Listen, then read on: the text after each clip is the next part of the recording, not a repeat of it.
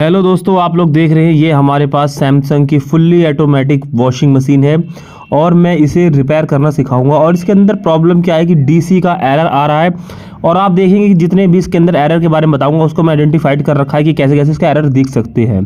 DC का error जो होता है वो डोर सेंसर से रिलेटेड होता है, जो मैंने आपको डिस्प्ले दिखा दिया है। और इसके अंदर जितने भी पार्ट्स होते हैं उसके वर्क बताऊंगा, उसे कैसे चेक करते हैं वो भी बताऊंगा और बहुत सी जानकारी बताऊंगा।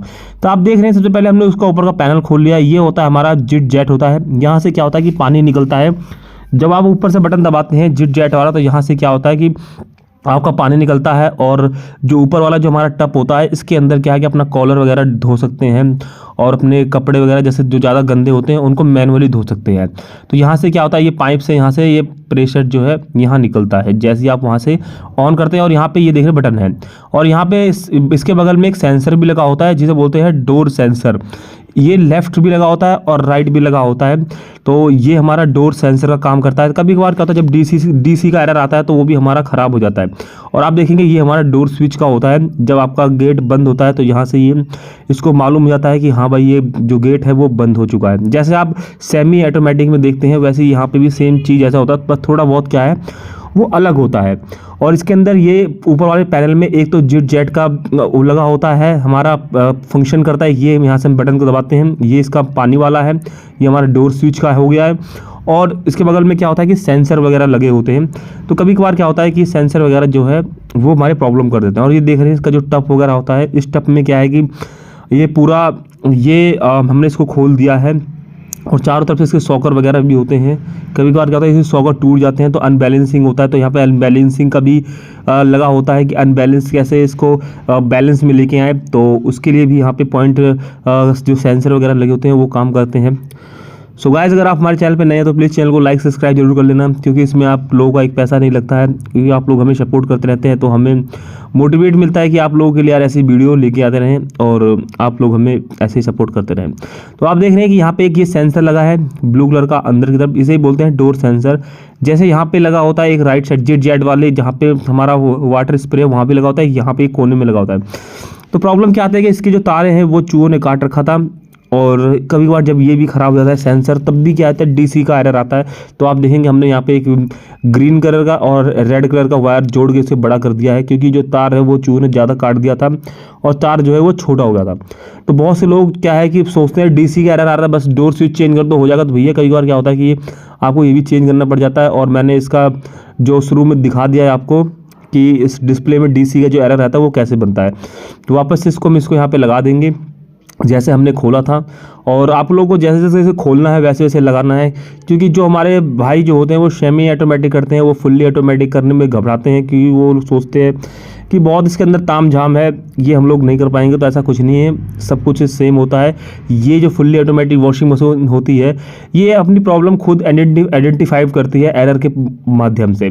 बस आप लोगों को जो है एरर मालूम होनी चाहिए और जो इसके पार्ट्स हैं उनको चेक करना आना चाहिए और पता होना चाहिए कि इसके अंदर कितने पार्ट्स लगे हैं, उन सबको चेक करना आना चाहिए। और अगर आप लोगों को चेक करना आ गया तो उसके बाद क्या है कि लास्ट हमारे पीसीबी बचती है। जो हमारे हाथ में आप देख रहे हैं ये पीसीबी होती है, ये लास्ट में हमारी पीसीबी का फॉल्ट होता है। तो आपको पीसीबी चेक कराना है और जो आपकी जो प्रॉब्लम है वो सॉल्व हो जाएगा।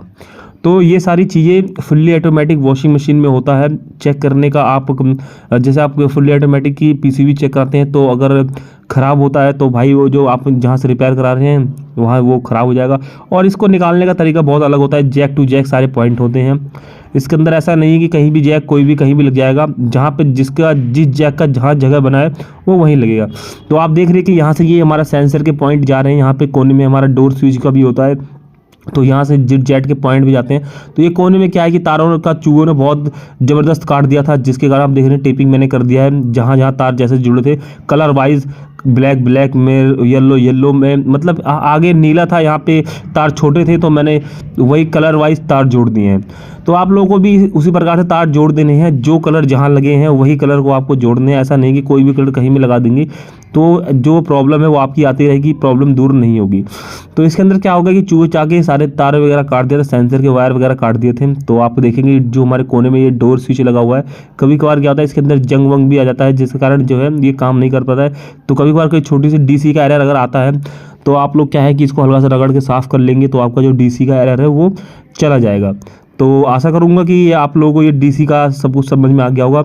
दोस्तों आप लोग देख रहे हैं ये हमारे पास प्रेशर सेंसर है। अब मैं इसके बारे में आपको बताता हूँ। जो इसका एरर बनता है वो 1C से एरर बनता है, ये ख़राब हो जाता है और कभी कभार क्या होता है इसकी वायरिंग वगैरह ख़राब हो जाता है।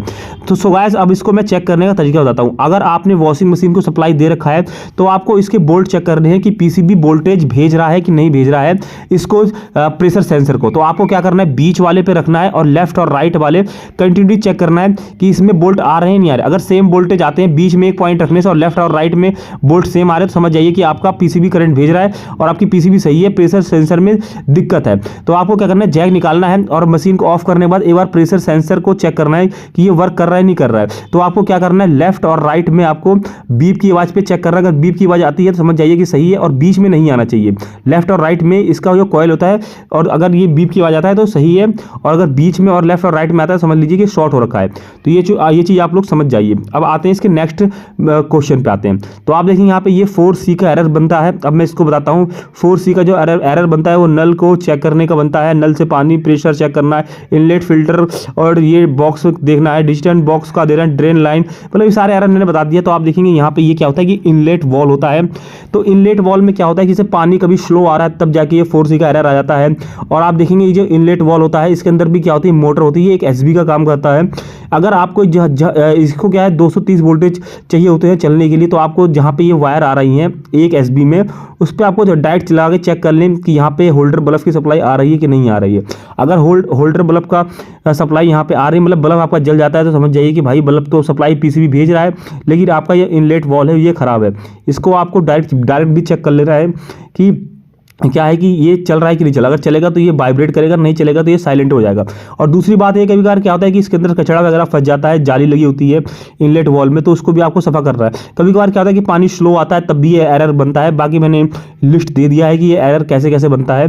तो ये सारी चीज़ें होती है। और देख रहे हैं कि इसके अंदर क्या होता है, हॉट होता है और आपका कोल्ड होता है, ठंडा गर्म का होता है, और आप देखेंगे यहाँ पे जेट का भी होते हैं। तो यहाँ इसके भी जो वायर वगैरह है वो चूहे वगैरह काट देते हैं कभी बार, तो उसकी वजह से भी क्या होता है कि एरर जो है वो आ सकते हैं। तो ये चीज़ आपको देखना है कि कहीं चूहे ने कहीं कोई वायर वगैरह तो नहीं काटी है। तो आप टेक्नीशियन बुलाने से पहले इस चीज़ को आप लोग देख लें।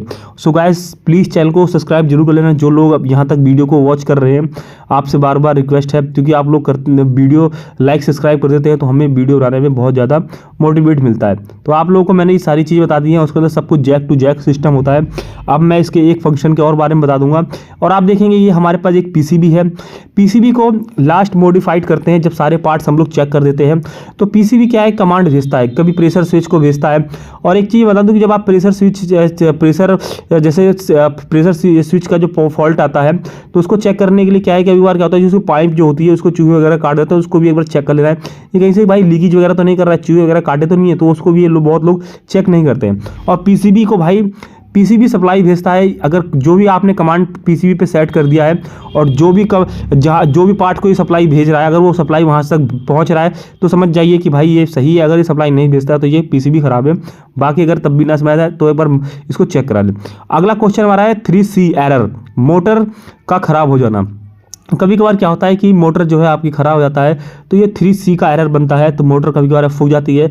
नॉर्मल सी चीज़ होती है, जैसे पंखा होता है, जैसे आप लोग सेमी ऑटोमेटिक में करते हैं, जो सेमी होता है हमारा उसमें 3 वायर होता है, उसको रनिंग स्टार्टिंग कॉमन चेक करते हैं। वैसे सेम इसको भी चेक कर सकते हैं।